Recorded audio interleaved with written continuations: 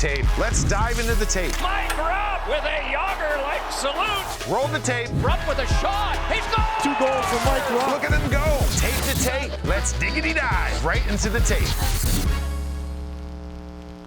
All right, Schneid's tape room. We've got only 2 games on the docket with the delayed game or the postponement. Thank you. Help me with words, man. I need you here every day.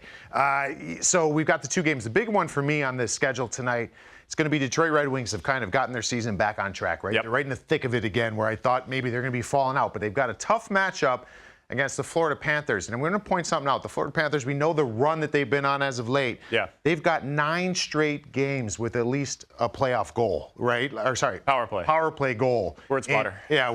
Same thing. Playoff goal, power play goal. But the power play has been lethal for them. And we started thinking about it and digging into, all right, that's obviously an area of concern when you're going into this game for Detroit. They've got to keep this going. Yeah. You don't want to spot them one. It seems like every team is right now as far as Florida getting that 1 goal. But here's something that jumped out, and you kind of pointed this out, and this is the power play goal leaders. And let's put that board up because it's something I don't think that we knew that it was this big in the favor of Sam Reinhart. When you look over the course of the last few seasons from 21-22 till now, Sam Reinhart's second in the NHL with 48 power play goals. So it's not just what he's doing this year, right? It's like, so this year he's got 16. But look at some of those names he's up there with, right? Like Leon's kind of running away with that. But, he's got 16 power play goals already this season out of his 32 goals. Career year for him. We'll get into more of that a little bit later. But I love, I think right now what we're starting to see in the way this product of the Florida Panthers power play is out there, we've got to start giving him the attention. He's garnered the attention that Pasta would get when you're playing against him on the power play, or Ovi. And that's got to be part of the equation here. Like, I know you got Sasha Barkov, you got Matty Tkachuk, but you got to start giving some respect here to Sam Reinhart, what he's doing. And it's not like he's not recreating anything here. He's not, he's not doing it any abnormal way. Like, it's just, he's being very predictable for his line mates in his power play unit, and he's coming through in a big way. Huge. I think you don't think of him as a trigger man on the power play because he goes to that more the middle area of the ice. He's more in that bumper spot, the net front, the slide. He's not the guy waiting for the one-timer like Ovi or Pasta or Stammer is. So you don't think of him as a traditional power play goal scorer, but there he is. As you said, 16 on the year. I think the next closest is Val Nichushkin at 13. So it's head and shoulders above everybody else right now. And the way they're defending to get a power play goal a night, and he's got how many in the last 9 games? You said 7? He's got 7 in the last 9. So like you said, you're basically getting spotted a goal by Sam Reinhart every night on the power play, which if you're only giving up 2 or 3, that's huge. So, we don't think of him in that vein. You don't think of him among the elite goal scorers. But you almost have to start treating it that way, right? Like you're game planning. When you're game planning, it's always has been probably when you're game planning for Sasha Barkov, deservedly so. He's unbelievable, right? Matthew Tkachuk, all the things he could do. Brandon Montour, how elusive he is back there with that big shot. Well, Sam Reinhart's he's the kind of glue to all of this. And we'll get to the tape here, and we want to just kind of show the first 3 goals, and this is all over this 9-game span, but the first 3 goals, exact same play. So this is a play we see a lot and we see often. Just to puck go from, down low goal line into that soft spot, the pocket, if you will. And we're going to watch it just 3 separate times here. It's going to go down and one touch it out to Reinhart. He finds that little spot, and it's tough to defend. It is, and there's some movement here, too. They're trying to cycle guys in and out, let him get lost. But it's nothing, he said, it's nothing revolutionary. This isn't a play that just was discovered this year. This has been happening since hockey's been going on. So they're doing a great job executing, and he's doing a great job finishing. Yeah, now bring it back to the top here. So we saw those 3 exact same plays. This is not reinventing the wheel, but it's just him. They find that little hole, and he's good at finding it. But this is the other thing I want to point out here, and I'm going to get a little spot on Sam Reinhart. So Reinhart is going to be he's right here. And I want you to keep an eye on him the entire time because he presents his stick the whole time. No matter where the puck goes, it's almost like, I used to almost equate it to when you go in front to screen a goalie. And when that puck moves, it's like if the puck's moving 6 inches, I move 6 inches because I want to mask what the puck's doing to the goalie's eyes, right? Same thing here. Wherever that puck's getting moved, Reinhart's just adjusting. He's like, it's almost like he's got a pivot foot like he's playing basketball. And he's like, I'm here. You need me? I'm here. And that's what that position is made for, to kind of relieve a little bit of pressure, right? But watch him on this clip, roll it forward, and just go slow just like this. Presents. All right, and then the puck's going to go back up top. Now he's like, all right, well, now I'm going to get in front of the net here and take away the goalie's eye. So he's smart. He knows where to weave his way around. He gets a deflection on this one, so he can do it kind of those ugly ways as well. And then we're going to get a look on this one. Pause it right there. Bring it back a little bit, actually. And we're going to have him. He gets cross-checked right in the back here. This one's obviously against the Devils. Just get his spine wrapped around.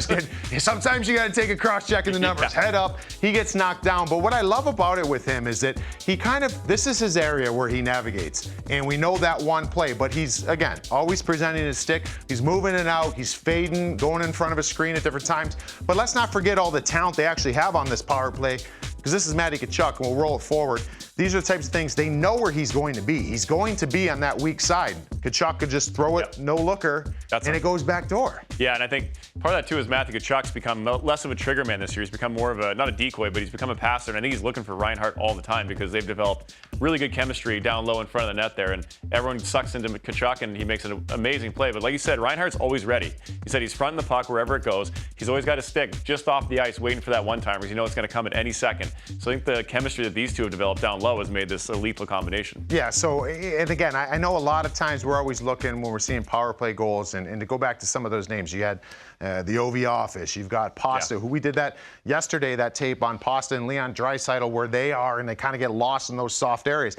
Well, this is a guy that it's not as such a polarizing play like, oh, here's his stick, he's reaching for the rafters, and he's going to walk into a 1-T. No, he's going to be very methodically moving in, moving out, providing screens, providing picks. I think you're going to have to find a way now to take that away. The obvious, Captain Obvious. You got to take that away. Yes. You almost got to start giving up some shots from Barkov, who's not in tonight, but from that area of the ice, right? Make him beat you some other way. Like you said, the Ovi. We used to just stick a guy on Ovi and just take him away. We play 4-on-3 the rest of it. I think you're maybe not to that effect because you can't just glue a guy in the middle of the ice like that, but you can't let him beat you. You got to let somebody else try to beat you. He's proven to be too good at it. And you reminds me of a little bit is Patrice Bergeron in that bumper spot. Yeah. Bergeron, really smart, high IQ guy, knew to find those soft areas, sliding in and out of those spots, quick release. So, I mean, I think it takes a high IQ guy to play that position because sometimes they call it Bumper Island for a reason. You get marooned on Bumper Island because you're not touching the puck. But he's found a way to be effective and become a key part of their power play from that position. And certain bumper guys that jump out to me, Joe Pavelski, a little bit different, but he's very good in that area of the ice. Brayden Point was jumped to my mind, yep. You mentioned Patrice Bergeron. I mean, there's some great ones, but he's got to start getting revered as one of the great power play guys. Yep. And you also brought up another great point, because that's what you do. It's kind of the perfect storm for him. Yeah.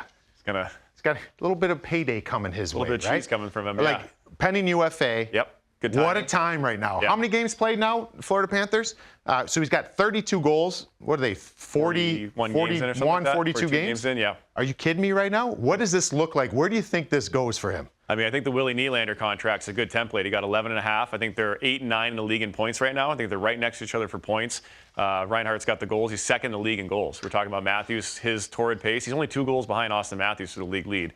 So, I mean, it's got to start with an 11. You know? Think so, right? You would think if Nylander's got 11.5, I mean, maybe get the Florida discount, no state tax, something like that. That's going to come into play. I shouldn't be his agent, but yeah, I mean, it's got to be 8 figures, I would imagine. It's got to be in the 10s somewhere if you're him. I wouldn't settle for anything less. No.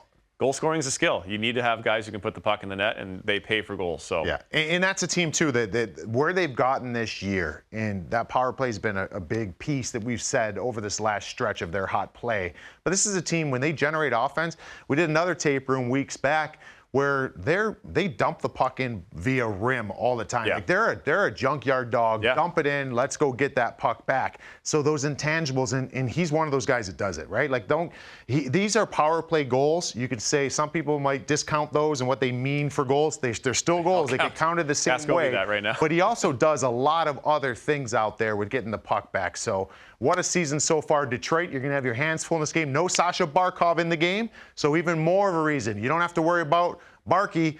Let's focus on Sam Reinhart if you want to win this game. Right. If not, he'll keep being hot here and scoring power play goals.